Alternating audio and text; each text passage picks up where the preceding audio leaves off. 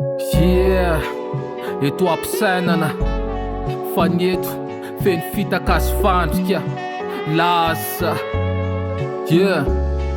ny tany malama maina sy andehanana to misy fandrika fa tsasa tao aloha madokotoky fa ny endry motifoky nitoko fitakafany zava-bitany vafon'olombelo patokisana feno aratsina nety kaba mailomailo tasatazany sy fandana teo mety ho karte faraparany kory fomba rasy tsy manjara toery sy raha tsy mety isoko na ratsy sany anao taraiky de miosina nety zay tsy mataty mibosina sy ohatrany tamin'ny fakola hoe fanoana fa misao raha lafy misy mioraka raha tafita misy mitoraka ny vavalitsika lalana tena sakaiza zay manampy any amin'ny sarotra manona aratsainana tsy misy atolotraza lay matsapa ny angidiny mafisakaina lay mamangy foana na tsy misy ropatsa na lohataona na favaratra mailomailo fanontany malama maina saintsaina eto AMPISAINANA ny fiainana tasatazany sy fandana mety ho karte faraparany kory fomba rasy tsy manjara mailomailo fanontany malama maina saintsaina eto AMPISAINANA ny fiainana tasatazany sy fandana mety ho karte faraparany kory fomba rasy tsy manjara asa farina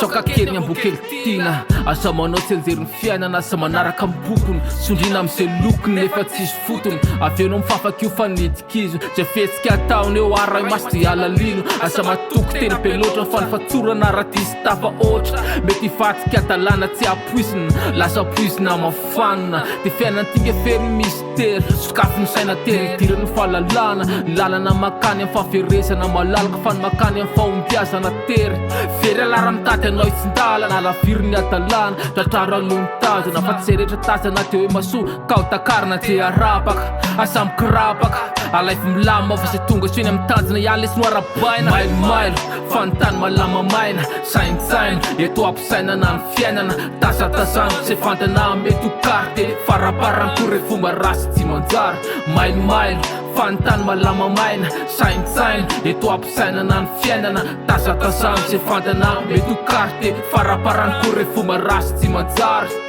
Yeah, fa zava-pona ny fahavelomana raha tsy misy fahendrena raha tsy misy fahaizamiaina ka saintsaina eto AMPISAINANA le fiainana. Yeah.